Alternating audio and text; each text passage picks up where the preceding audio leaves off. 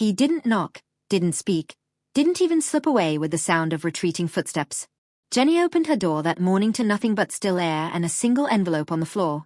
No address, no stamp, no handwriting, just a flat white letter sealed tight like a warning. She hesitated. Part of her didn't want to touch it, but curiosity worked faster than fear. She crouched down and picked it up, heart already kicking like it knew something her brain didn't.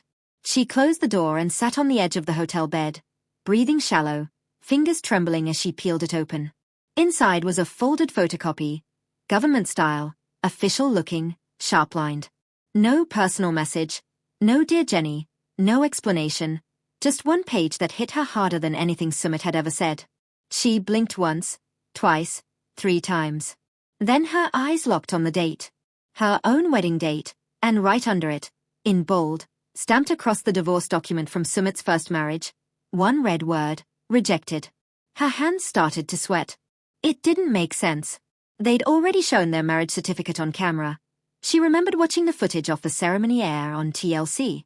Sumit placing that garland around her neck. The priest chanting. The subtle smile hiding in his eyes. They'd cried. They'd kissed. They'd claimed it was legal. Jenny remembered believing that moment meant freedom, not fraud. But the page she held now said otherwise. If Sumit's divorce had failed to process, their wedding couldn't be valid. Their marriage was a lie, at least on paper. So either someone was setting her up or Sumit had never told the full story. She grabbed her phone and tried to reach production. No answer. She texted Seat, "We need to talk now." No reply. Her stomach twisted. Her thoughts spun in loops, but not the fantasy kind. This wasn't fan drama or social media gossip. This was an official document slipped into her room like a trap. Why now? Who sent it and how long had it been true? She went over every moment of the past week. Had she seen anything off? Had he avoided her questions? Had he skipped paperwork discussions? Yes.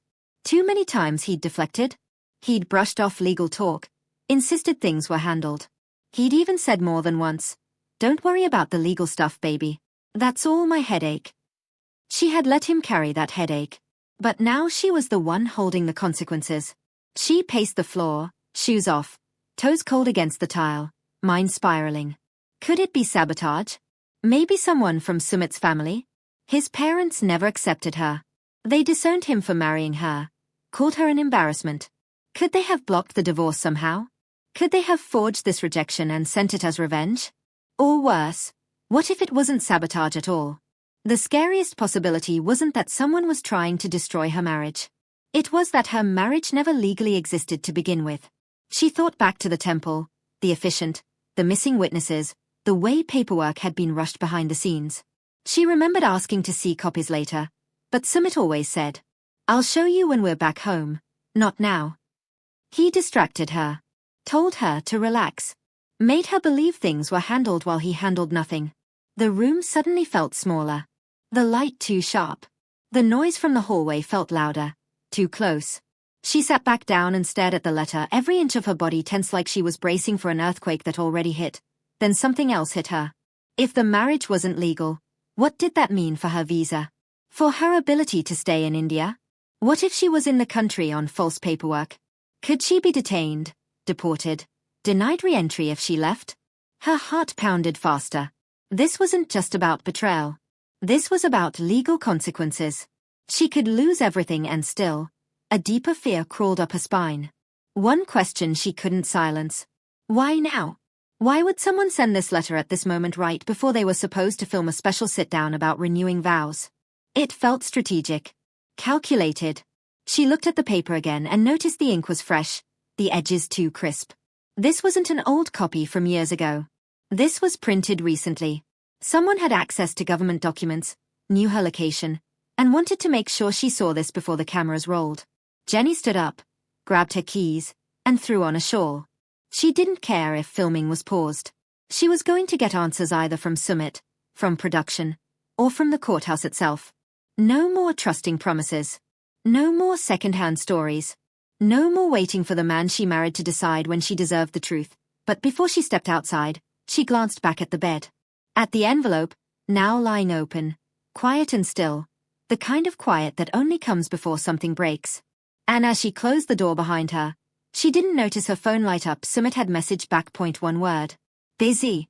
He looked up from his phone like she'd interrupted something important. Jenny held out the paper like a weapon, but he didn't even flinch. He smiled instead. One of those tight, practiced ones he used when trying to dodge a hard conversation. She didn't blink. She didn't ask twice. She said it once. Sharp. What is this, Sumit? He glanced down, scanned the page, and let out a breathy laugh. Then came the eye roll. This is old, he said. It's nothing. Someone's trolling you. You take these fans too seriously. His tone was casual, like she'd brought him a spoiled dessert or a bad review. But his hands were twitching. His leg bounced once, then again. He kept his eyes on the paper, but they didn't read. They darted. Jenny didn't budge. Show me the updated one, she said. The divorce certificate you claim we have. Show me now. He looked up slowly like that question was a trap. And for the first time, he didn't have a ready answer. Baby, he said, stretching a word like it could smooth over facts. Why would I carry my divorce paperwork around? It's back at home. She stepped closer. Then call someone. Get a copy. You said it was finalized. You said it was legal. So prove it. Her voice cracked. Not from weakness, but from rage building under her ribs. Years of sacrifice, of moving across continents, of fighting with his parents, of waiting for him to take care. Of it finally collapsed into a single moment that demanded proof. Sumit rubbed his face. This is drama, Jenny. It's fan fiction. You're falling for fan fiction. But the word fan fiction landed like a bad joke. The camera crew froze. They knew what real tension felt like. This wasn't a lover's spat. This was two people staring at the wreckage. Of trust, each waiting for the other to admit who set the fire. Jenny didn't blink. It's got a stamp, Sumit. It's got an official seal. This isn't Twitter. This is a court rejection. He exhaled hard, looked at the crew, then back at her. I'll get the papers. Just not right now. When she snapped later, she laughed once, cold, bitter. You had years to get them. You had months before the wedding. You had the night before our ceremony. You had every single moment since. And now, when I finally asked to see it in front of a camera, you don't have it. He stood up suddenly, pacing now. You're making a scene. No, she said. You made the scene the moment you married me. The words didn't just land. They sliced through whatever illusion was still standing between them. Sumit froze for a second, like his body didn't know how to react when the truth was finally said out loud without softness, without hesitation, without love cushioning it. The camera crew stayed silent, but you could feel their presence, feel the weight of the moment being captured from every angle. Sumit let out a breath, long and uneven, trying to steady himself, trying to regain control of something that was slipping fast. You're taking this too far, he said, but even he could hear how weak it sounded. Jenny didn't move. She didn't raise her voice. That made it worse. No, she said calmly. You didn't take it far enough. You stopped right before honesty. That hit him. You could see it in the way his shoulders dropped just slightly, the way his eyes shifted, avoiding hers for a second too long. He stepped closer, lowering his voice like that would make it feel more intimate, more believable. Jenny, listen to me, okay? This is just a delay. It happens. The system is slow, things get rejected, then they get fixed. It doesn't mean our marriage is fake. She shook her head slowly, almost in disbelief. It means it might be, she said, and that word might carried more weight than anything else in the room. Sumit ran his hands through his hair, pacing again, faster now. I told you not to worry about the legal stuff, he said, almost frustrated. Jenny let out a quiet, cold laugh. Yes, she said, and I trusted you. That's the part you keep skipping. He stopped walking, turned back to her. I was handling it, he insisted. No, she replied instantly. You were hiding it. Silence again. Heavy. Unavoidable. He looked at the paper in her hand, then back at her, like he was trying to calculate how much she actually knew, how much he could still twist, how much was already out of his control. Where did you even get that? He asked, trying to shift the focus. Jenny didn't fall for it. That's not the question. she said. The question is it real? He hesitated. Just for a second. But that second was everything. Jenny saw it. Felt it. That tiny pause confirmed more than any answer could. Her chest tightened, but her voice stayed steady. You see, if it was fake, you would have said it immediately, she continued. You would have laughed, torn it apart, told me exactly why it's wrong. But you didn't. You paused. Sumit's expression hardened. Because I'm tired, he snapped. I'm tired of proving myself over and over again. Jenny stepped forward now, closing the distance he had tried to control. Then prove it one more time, she said. Right now. Call your lawyer. Get the document. Show me the finalized divorce. Show me that our marriage is legal. He looked at her like she had just asked him to do something impossible. And that was the moment everything shifted. Because it wasn't about the paper anymore. It was about the fact that he couldn't do it. Not now. Not immediately. Not the way someone would if the truth was on their side. I can't just, he started. Exactly. She cut him off. You can't. The word hung there. Final. He exhaled sharply, frustration turning into defensiveness. Why are you doing this in front of everyone? He said, gesturing toward the crew. Because this is where you told me it was real. She fired back. You said it on camera. You showed it on camera. You made me believe it on camera. So now you can answer on camera. That silenced him again. Completely. Jenny's grip tightened on the paper. Her fingers were slightly shaking now, but she didn't let it show in her voice. Tell me the truth, she said, slower this time, every word deliberate. Was your divorce finalized before our wedding, yes or no? Sumit closed his eyes for a brief second, like he was hoping that would somehow erase the moment. When he opened them, there was no confidence left. Just pressure. Just fear. Not completely, he admitted. And that was it. No explosion. No dramatic music. Just a simple sentence that quietly destroyed everything. Jenny didn't react immediately. She just stood there, processing, letting the weight of those two words settle into her bones. Not completely. It echoed in her mind over and over, rewriting every memory she had built around their relationship. The ceremony. The vows. The promises. All of it suddenly felt unstable. Like it had been built on something unfinished, something uncertain, something he had known about and chosen not to tell her. So you knew, she said finally, her voice lower now, heavier. You knew it wasn't done. Sumit shook his head quickly. I knew it was almost done, he corrected. That's different. Jenny looked at him like she didn't recognize him anymore. No, she said quietly. It's not. He stepped forward again, desperate now. I thought it would be fixed right after. I didn't think it would matter. I didn't think it would affect anything. Jenny laughed again, but this time it broke halfway through. It affects everything, she said. It affects what we are. It affects what I am here. It affects whether any of this is real or just something we pretended was real. Sumit ran his hands over his face, clearly overwhelmed.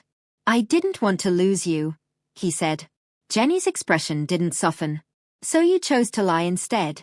She asked. I didn't lie, he insisted. I just didn't tell you everything. She nodded slowly. That's called lying, she said. He had no response. None that worked. None that could survive what had already been exposed. The room felt tighter now, like the air itself was heavier. Jenny looked down at the paper one more time, then back at him. Do you understand what this means? She asked. This means I stood there thinking I was your wife, when legally, I might not have been anything at all. He didn't answer, because there was no way to soften that truth. Do you understand what that does to a person? She continued. To build your life around something, only to find out it might not even exist the way you believed it did. Sumit's eyes were red now, but Jenny wasn't looking for tears anymore. She was looking for accountability, and for the first time, she wasn't seeing it. She took a step back, then another, creating distance, not just physically, but emotionally. I need the truth, she said. Not later. Not after you fix it. Now. He looked at her helplessly. I gave you the truth, he said quietly. Jenny shook her head. No, she replied. You gave me part of it. And part of the truth is what got us here. She turned slightly, like she was ready to walk away, but paused for a moment, just long enough to say one last thing. You didn't just risk paperwork, she said. You risked me. And with that, something between them finally broke in a way it hadn't before. Not loud. Not dramatic. Just final. The moment she said, You risked me, something inside the room shifted in a way that no one could fix anymore. Sumit didn't move. He didn't chase her, didn't argue back, didn't try to stop her like he used to. And that was new. That silence behind her felt heavier than any apology he could have made. Jenny walked out of the room without looking back, her step steady but her chest tight like it couldn't fully expand. The hallway felt colder than before, brighter, louder, like the world had suddenly turned up its volume just to remind her that everything outside was still moving while hers had just stopped. Behind her, the door stayed closed. No footsteps followed. No voice called her name. And that told her more than anything else. Because if there had been even a piece of him that still knew how to fight for her honestly, he would have come after her. But he didn't. Jenny reached the elevator and pressed the button, her fingers slightly trembling now that she was alone. The anger was still there, but something else was creeping in underneath it. Something quieter. Something heavier. The kind of realization that doesn't explode, it settles. The elevator doors opened slowly, and she stepped inside, watching her reflection in the mirror. For a second, she didn't recognize herself. Not because she looked different, but because she felt different. Like a version of her had just ended upstairs, and whatever was standing here now wasn't the same woman who had walked into that room believing she was someone's wife. The doors closed, and as the elevator started moving down, her phone vibrated again. Sumit. She stared at the screen for a second, then let it ring. Again. And again. She didn't answer. Not because she didn't care, but because for the first time, she realized that answering him immediately had always been part of the pattern. And patterns were exactly what had kept her stuck. The elevator reached the lobby. She stepped out, the noise of people talking, phones ringing, doors opening and closing all blending together into a blur. She walked straight through it, out into the street, the warm air hitting her face like a reminder that she was still here, still standing, still able to choose what happens next. Behind her, somewhere upstairs, was a man she had built years of her life around. A man she had defended, trusted, believed in. And now, a man she wasn't even sure she had legally married. That thought hit again, sharper this time. Not legally married. It sounded unreal. Like something from a bad story, not something that could actually happen to her. But it had. And now she had to decide what to do with it. Her phone buzzed again, this time a message. Please talk to me. She read it. Then another. I can explain everything. Another. Don't leave like this. Jenny let out a slow breath, looking down at the screen. For years, those messages would have pulled her back immediately. She would have turned around, gone back upstairs, sat down, listened, forgiven, waited. Always waited. But something was different now. This time, she didn't feel pulled. She felt clear. And clarity can be more painful than confusion, because once you see things clearly, you can't pretend anymore. She started walking, not even fully sure where she was going, just needing distance from that building, from that room, from that version of her life. Each step felt heavier, but also more certain. Her mind replayed everything. The ceremony. The promises. The way he had looked at her that day. Had that been real? Or had it always been mixed with something else? Something unfinished. Something he knew and chose not to say. That question stayed with her as she kept walking. Not because she needed the answer from him, but because she needed to understand it for herself. Because the hardest part wasn't just what he had done. It was what she had believed. And how deeply she had believed it. She stopped for a moment at the side of the road, watching cars pass, people moving, life continuing like nothing had happened. And that's when it hit her again. This wasn't just about love. This was about identity. About the role she thought she had in his life. About the name she carried. About the future she had imagined. All of it now standing on something uncertain. Her phone buzzed again. This time she picked it up. Not to answer. Just to look. Another message from Sumit. Please don't go to the court. She froze for a second. Her eyes narrowed slightly. That message said more than anything he had said in person. Because it wasn't about explaining anymore. It was about stopping her from finding out more. And that confirmed it. There was more. There was always more. Jenny slowly locked her phone, her expression changing from hurt to something stronger. Something more grounded. No, she said quietly to herself. Not this time. She turned, looking in the direction of the courthouse. And in that moment, the decision was made. Not out of anger. Not out of revenge. But out of something she hadn't fully used before. Self-respect. She wasn't going to wait for answers anymore. She was going to get them. And whatever she found there, whatever truth was waiting, she would face it. Because at least it would be real. And real, no matter how painful, was better than living inside something that might have never been real at all. Jenny didn't slow down as she headed toward the courthouse, her steps steady but her thoughts racing faster than she could control.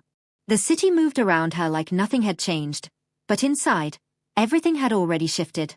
Every memory, every promise, every moment she had trusted without question now felt like it needed to be re-examined. Not because she wanted to destroy it, but because she needed to know what was real and what was built on something incomplete. The closer she got, the quieter she became. Not calm, not at peace, but focused. The kind of focus that comes when emotions burn out and leave only determination behind. She wasn't going there to argue. She wasn't going there to accuse. She was going there to find facts. And facts didn't care about feelings. The courthouse stood ahead, solid and indifferent, like it had seen thousands of stories like hers and treated all of them the same. She stepped inside, the air cooler, heavier, filled with the sound of papers moving, voices calling names, footsteps echoing across the floor. For a moment, she just stood there, taking it in. This was where truth lived. Not the kind people told each other, but the kind that was written, stamped, recorded. The kind you couldn't talk your way out of. She moved forward, asking questions, getting directed from one desk to another, her voice steady even when her hands weren't. Each step brought her closer to something she wasn't sure she was ready to hear, but she kept going anyway. Because not knowing was worse.